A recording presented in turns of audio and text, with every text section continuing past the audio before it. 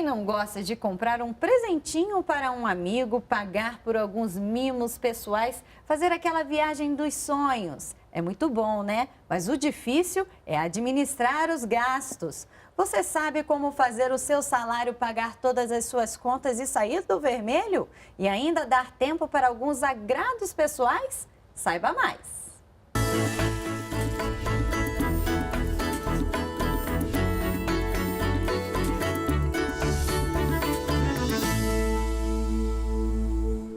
Conosco aqui no estúdio, Ronaldo Vieira, chefe substituto do Departamento de Promoção da Cidadania Financeira do Banco Central.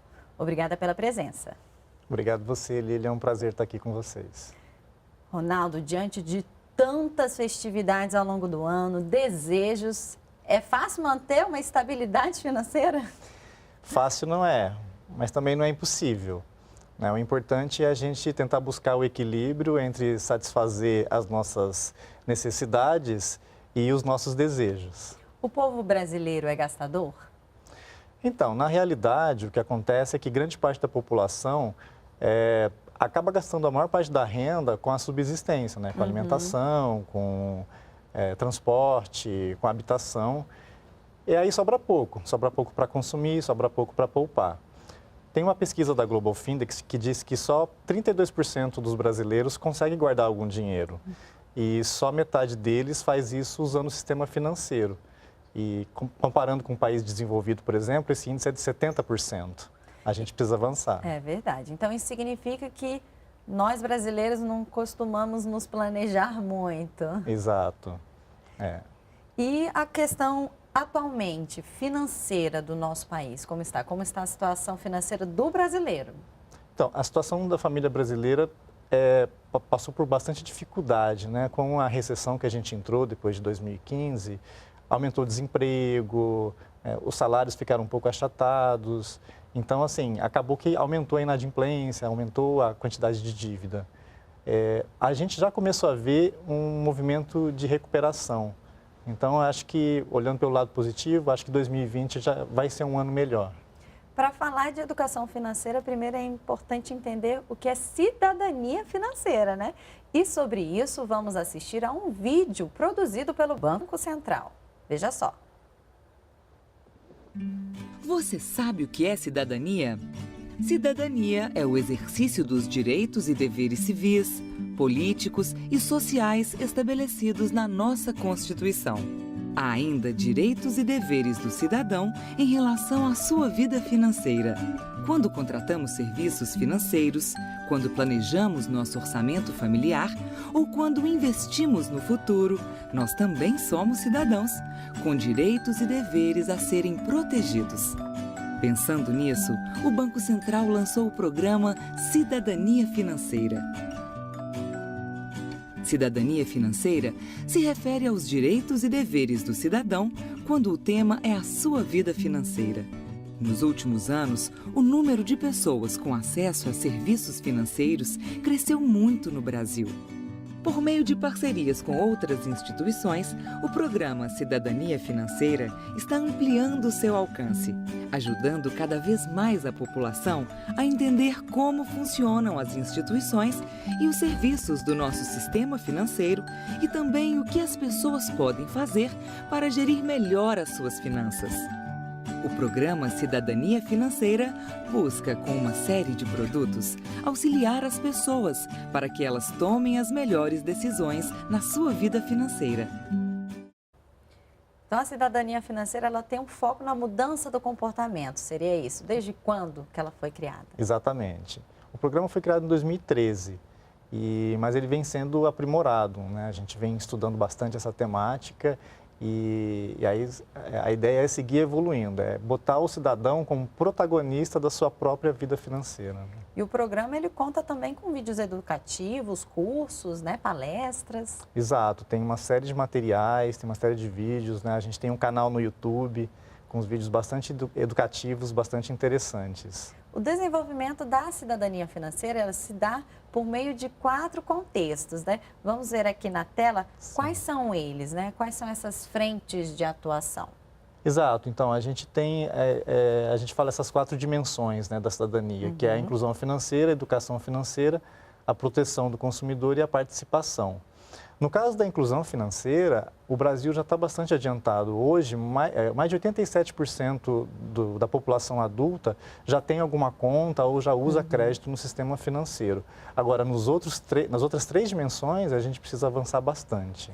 Como estava escrito ali, educação financeira. Então, quer dizer que a cidadania financeira engloba essa educação. Essa educação está dentro da cidadania. Exato. Seria a gente saber lidar com o nosso dinheiro? É esse o conceito de educação financeira? Sim, a educação financeira é você conseguir lidar com o dinheiro, conseguir ter controle, conseguir decidir bem. A gente costuma dizer que são 3 aspectos que a gente tem que levar em consideração, né?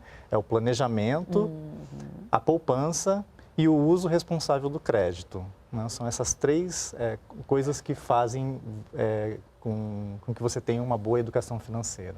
E o planejamento financeiro começa desde cedo? Eu acho que sim. Acho que assim, quanto antes, melhor.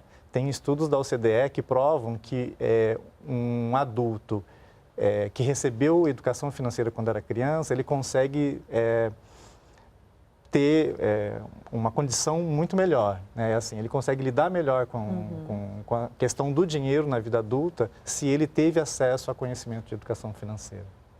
Sobre isso, o Alexandre Lacerda, de Águas Claras, Distrito Federal, mandou uma sugestão.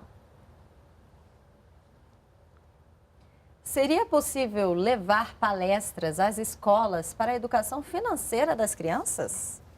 Então, Alexandre, eu acho que a palestra ela é importante, ela é possível, só que nem sempre ela vai ser viável. Se a gente pensar o Brasil, né, o tamanho que ele é muito difícil você viabilizar palestras para as escolas, para todas as escolas.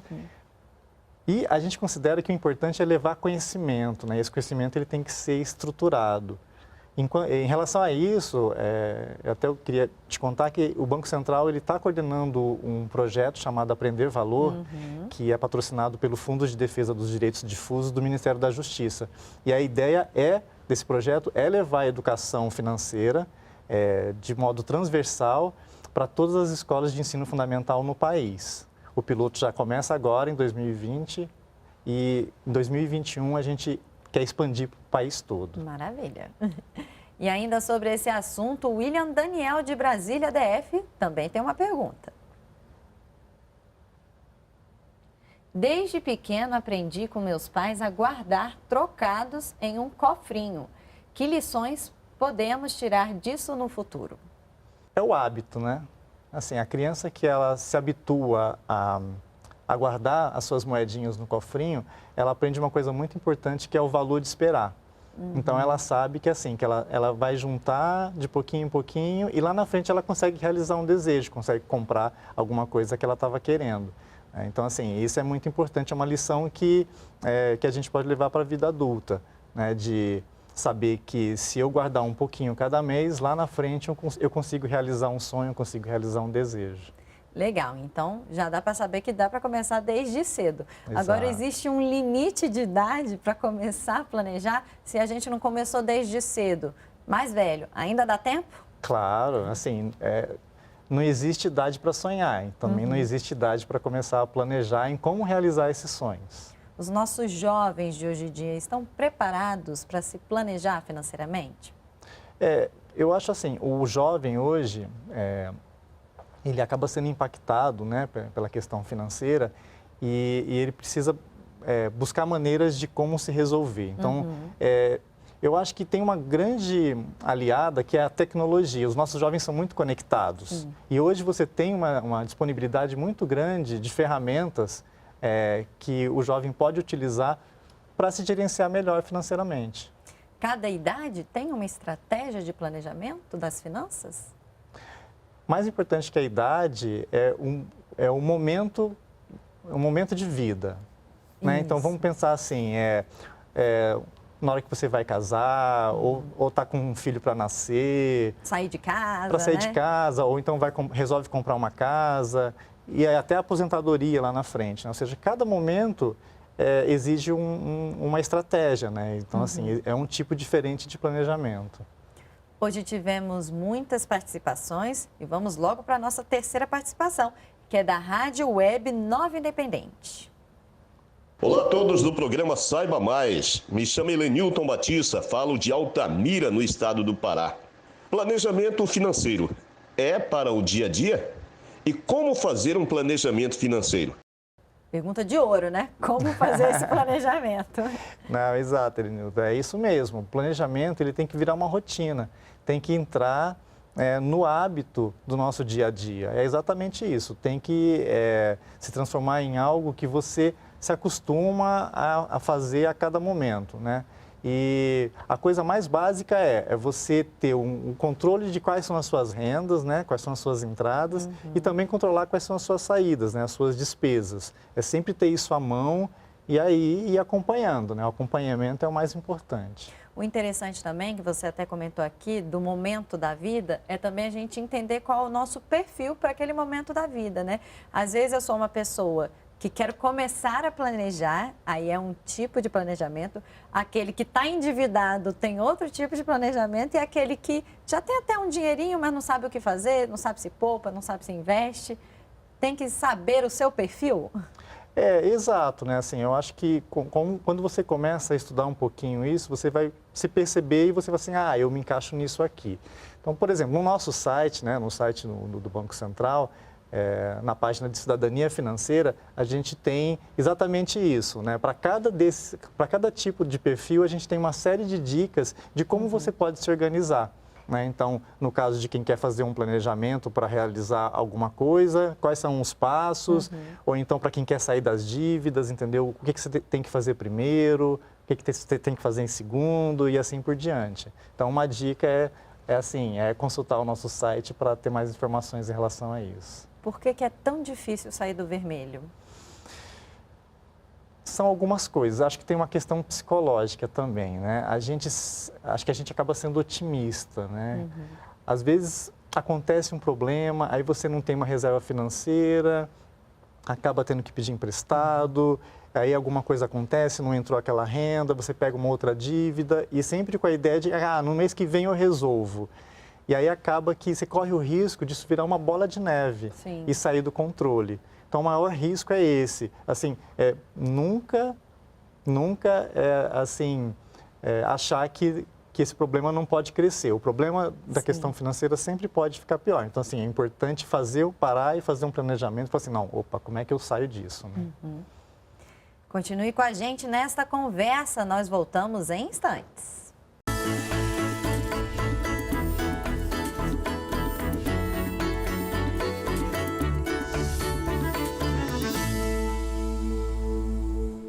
O Saiba Mais está de volta e a nossa conversa de hoje é sobre educação financeira com Ronaldo Vieira, chefe substituto do Departamento de Promoção da Cidadania Financeira do Banco Central. Para falar de planejamento financeiro, é importante a gente lembrar que faz parte dele o orçamento doméstico. Vamos mostrar aqui na arte como que a gente pode se planejar com esse orçamento familiar. Tem que fazer diagnóstico, tem que reduzir, não adianta. Tem que fazer projeto de vida, como você falou, né? Os desejos, sonhos, tem que sonhar, né? E poupar. Tem que ter a reserva de emergência, como você estava comentando no primeiro bloco? Exatamente. Todos esses itens são bastante importantes, né? Como a gente comentou antes, né? Assim, é o planejar, poupar e, se for usar o crédito, usar com responsabilidade. Né? Então, a questão da reserva, ela é muito importante porque os imprevistos sempre vão acontecer, né, Lilian? Sim. E a gente não sabe quando eles vão acontecer. Claro. E se você não tiver, né, as famílias que não têm essa reserva acabam tendo que recorrer, às vezes, a créditos caros. Né? Se não consegue emprestar de amigo, família, acaba tendo que recorrer... Se endivida mais ainda, Exato, né? acaba se endividando mais e criando um problema lá na frente. E você falando aqui, a quem recorrer? Geralmente as pessoas recorrem a quem? São familiares, são amigos, são instituições financeiras? Quem são as fontes? Então, é interessante. Teve uma pesquisa do SPC recente que disse que na hora do aperto, vamos dizer assim, as famílias, primeiro, elas tentam reduzir gastos, né? Tenta reorganizar um pouco. Em seguida, vai, na verdade, para o sistema financeiro, né? Então, acaba usando um pouco mais o cartão de crédito, fazendo um empréstimo, e só depois é que recorrem à família, os amigos, ou então, em última instância, tendo que vender um bem aí para se recuperar, né? Falando sobre essa redução de gastos, nessa linha de pensamento, o Banco Central produziu uma série chamada Eu e Meu Dinheiro. São vários episódios bem legais e a gente trouxe um aqui para assistirmos. Ele destaca a família e seu planejamento orçamentário. O que está acontecendo? Teu pai.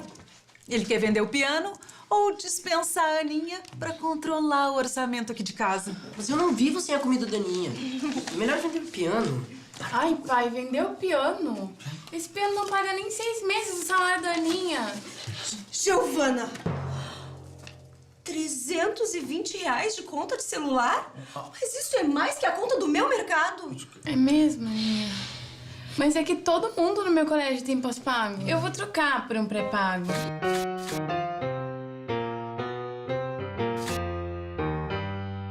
O meu já é pré-pago. Mas esse transporte pro colégio, R$230. Mateus, seu colégio é tão pertinho.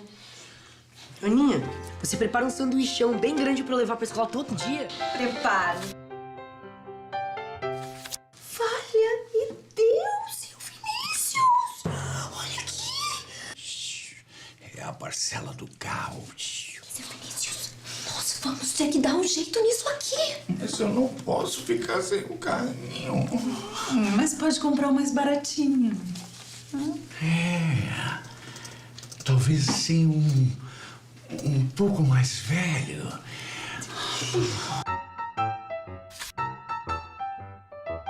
E feira agora vai ter sempre Aninha ao lado de Suzana.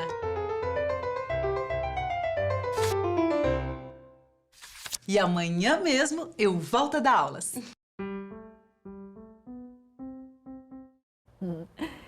Traz um humor, mas traz de suma importância aquilo, né? As famosas planilhas, que nos ajudam a fazer esse controle do que se ganha e se gasta, né? Exatamente. E como a gente viu no vídeo, como é importante ter a participação de todo mundo, né?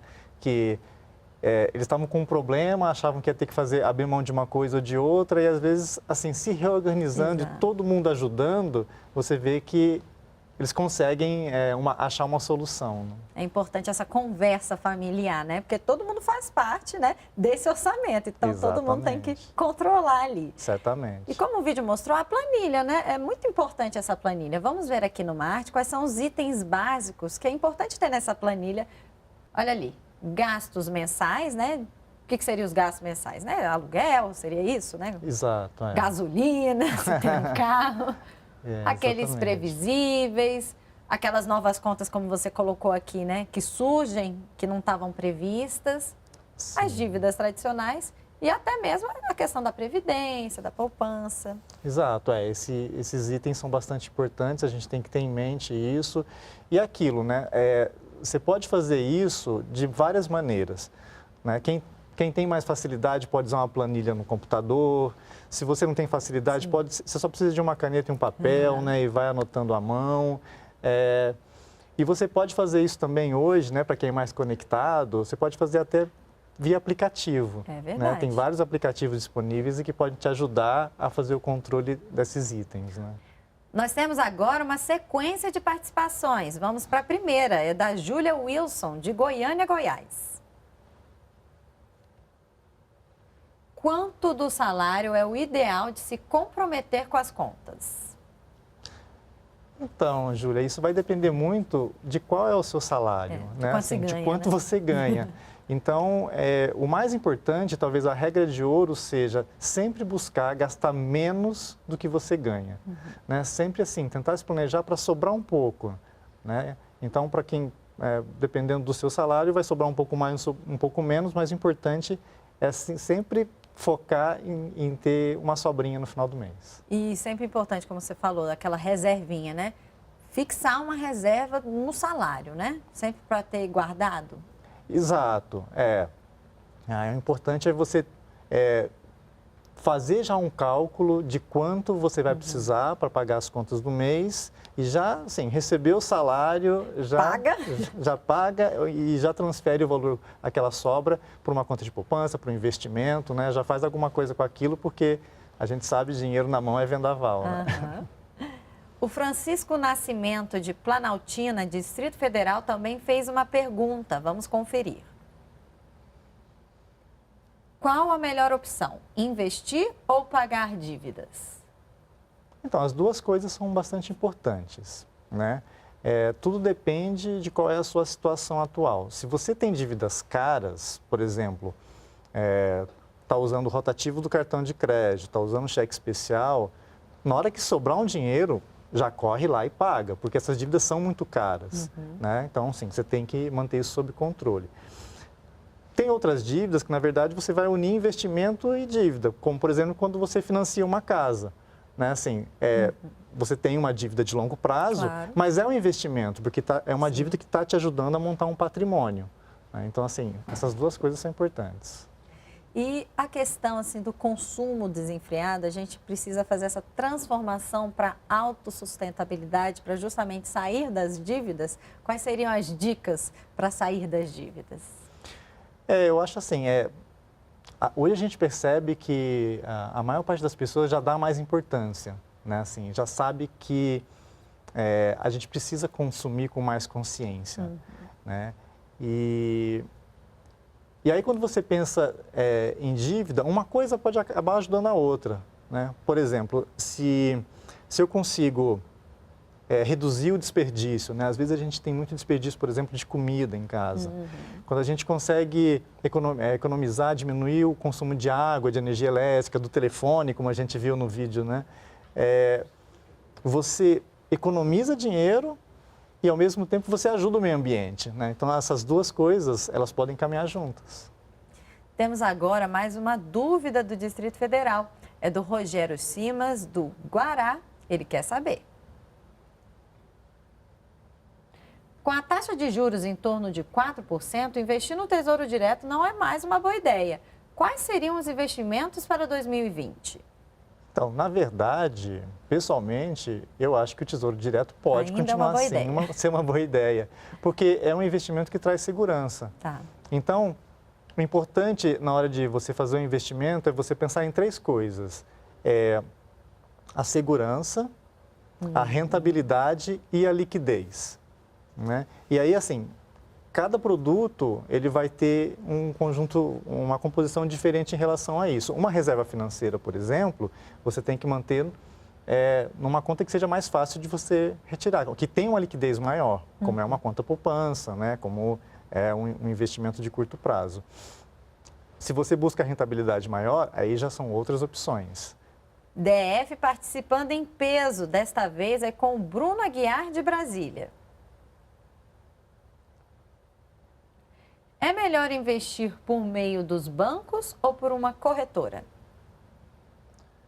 Então, na verdade, assim, isso independe. O mais importante é que você busque uma empresa séria, é que você busque uma instituição que ela esteja atuando legalmente, que ela seja regulada, supervisionada pelo Banco Central ou pela CVM, no caso dos bancos e das corretoras. Agora, é bom lembrar também que existem outros tipos de empresas hoje em dia, né? Também reguladas, como, por exemplo, as cooperativas de crédito, e que também vale a pena dar uma olhada. Isso tudo a gente consegue olhar onde? No próprio site do BC? Exatamente. No próprio site do Banco Central você tem acesso às informações, você pode fazer uma busca lá. Se não encontrar, pode, inclusive, tem lá o nosso Fale Conosco, e fazer uma pergunta que a gente responde. E se caso não esteja listada aquela corretora, enfim, aquele banco, pode solicitar para o BC, ir atrás, verificar se é confiável? Na verdade, o Banco Central, ele se preocupa em mostrar para a sociedade quais são as empresas que estão reguladas. Se não está lá, é melhor evitar. Já né? fica porque... com a orelha em pé, que é perigoso. Exatamente. Outra pergunta também foi feita, é do João Mendonça, do Guará, DF.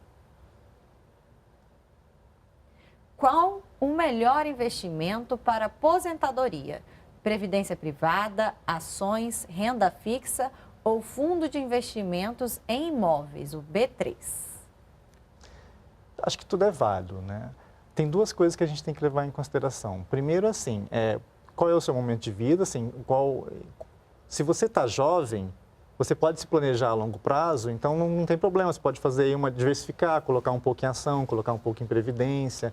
Se você está chegando já está mais perto de se aposentar, é melhor ficar no campo mais seguro, né? Usar investimentos que são seguros, que têm uma rentabilidade menor, mas que não vão, que você não vai correr o risco de acabar perdendo dinheiro. Eu acho que o importante é olhar essas coisas, né? Ronaldo, muito obrigada pela participação. Obrigado você, Lília. Foi um prazer. Em busca de um futuro melhor, mais feliz e seguro, vamos planejar nossas finanças. Educação financeira sempre. Fica a dica.